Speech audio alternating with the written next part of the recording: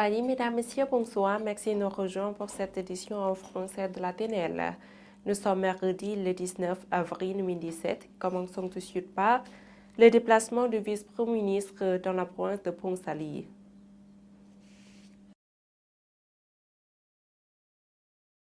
Monsieur Sonsai Sipandon, vice-premier ministre, accompagné par des fonctionnaires, a visité avant le Nouvel An Lao la province de Ponsali pour encourager les autorités dans la construction des barrages hydroélectriques de Nam 6 et 7.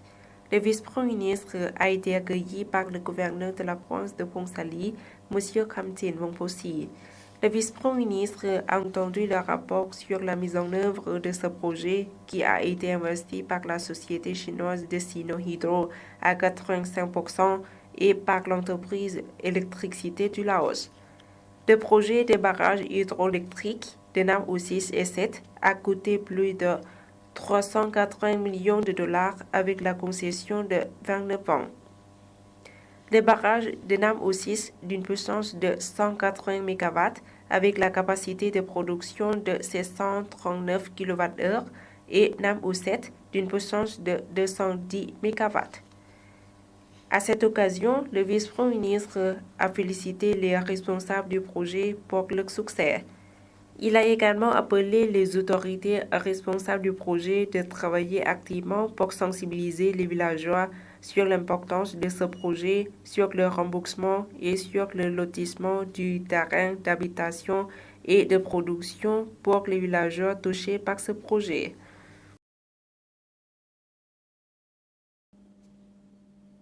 « 22 ont perdu la vie au cours de la célébration du Nouvel An Lao. En seulement 3 jours de la fête du Nouvel An Lao, 159 accidents de la route ont eu lieu dans tout le pays, entraînant 22 décès. Selon les statistiques du département de police de la circulation du ministère de la Sécurité publique, du 14 au 16 avril, il y avait 159 accidents de la route où 286 personnes ont été blessées et 281 véhicules endommagés. Cependant, par rapport à la même période de l'an dernier, le nombre d'accidents est passé de 207 à 159 et le nombre de décès a également diminué de 23 à 22. Vientiane est toujours en tête de la liste des accidents de la route pendant les célébrations Pimay Lao, avec 32 accidents qui ont donné lieu à 5 personnes tuées et 48 personnes ayant subi et blessures. Il a été reconnu que cette année, l'alcool au volant est une cause majeure d'accidents avec excès de vitesse.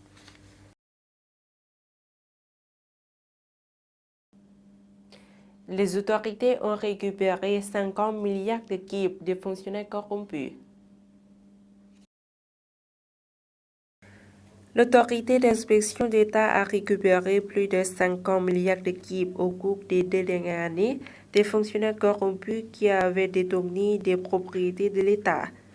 Un haut responsable a dit que tout budget de l'État et des propriétés qui ont été détournées par des fonctionnaires doit être récupéré. Nous reconnaissons qu'il y a d'énormes défis et des difficultés pour récupérer de l'argent que les fonctionnaires corrompus ont déjà dépensé ou caché, mais nous ferons de notre mieux pour récupérer l'argent perdu pour l'État, a-t-il dit.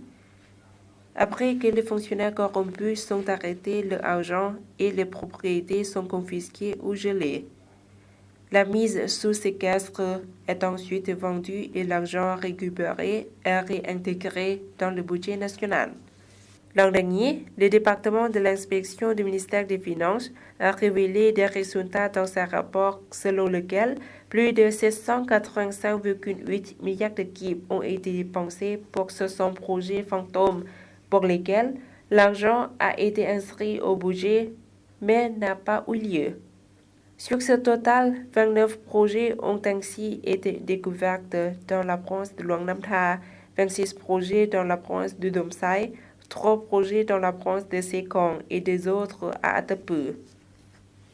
En novembre l'année dernière, Le comité d'inspection relevant du ministère de la Sécurité publique a révélé le nombre de policiers qui avaient agi de façon malhonnête au cours des 5 dernières années, de 2011 à 2015. Plus de 1000 policiers ont été jugés avoir violé les lois et règlements, dont 637 d'entre eux ont été démis de leurs fonctions après avoir pris des pots de vin ou abusé de leur pouvoir d'une certaine façon. On estime que leurs actions ont entraîné des pertes de plus de 41 milliards de kip à la bourse publique. L'an dernier, l'autorité de l'inspection d'État a mené des enquêtes et a trouvé 71 fonctionnaires qui étaient soupçonnés d'actes de corruption dans certains ministères et provinces. Le secteur du tourisme cherche à renforcer sa capacité.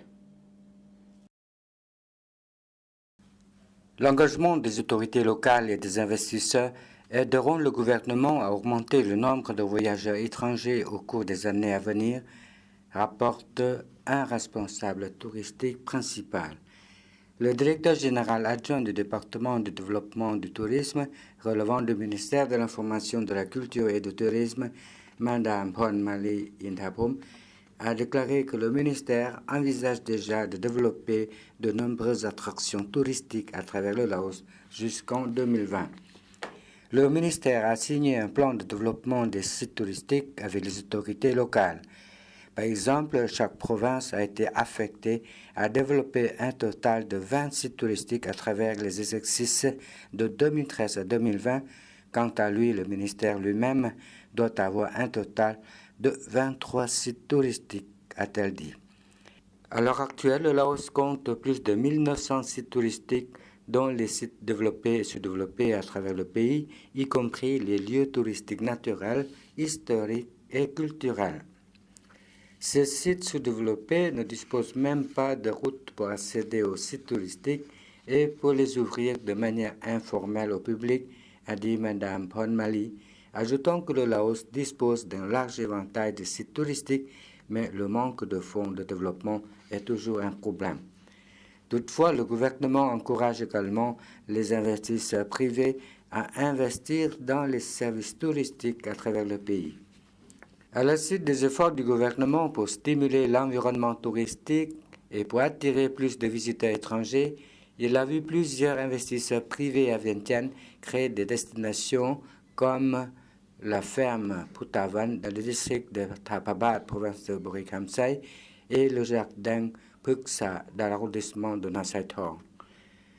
Plus important encore, les autorités gouvernementales et provinciales ont approuvé de nombreux projets d'investissement dans le modèle de l'agriculture propre et conviviale du tourisme qui sont maintenant en cours dans la plupart des provinces du pays. De manière significative, le secteur du tourisme a été l'un des collecteurs de revenus après le secteur de l'énergie et des mines. L'année dernière, le tourisme a contribué 5,9 milliards de kip au budget national. Cependant, les revenus générés par le tourisme en 2016 a légèrement baissé de plus de 725 millions de dollars par le secteur en 2015, selon les données du département de développement du tourisme. La baisse est due en partie au fait que les arrivées des touristes étrangers au Laos en 2016 ont diminué. Le Laos a enregistré un peu plus de 4,1 millions de visiteurs étrangers en 2016, soit une baisse de 4,68 millions d'étrangers par rapport à 2015 et au-dessous de 4,7 millions de personnes visées pour 2016.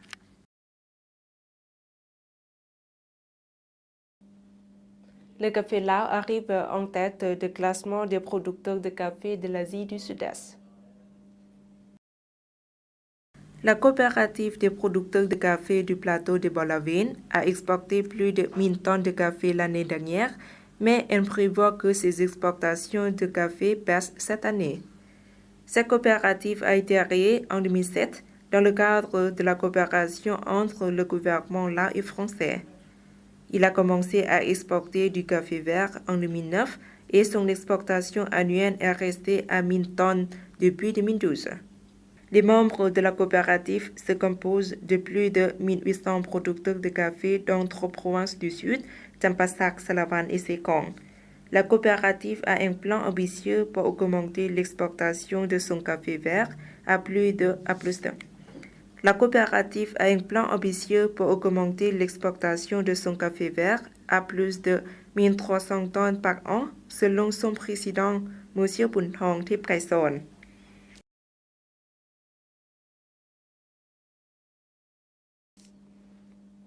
Voilà, c'est la fin de cette édition. Toute l'équipe vous remercie pour votre fidélité. Pour voir au reportage, rendez-vous sur la page internet du journal en français de la TNL. Au revoir.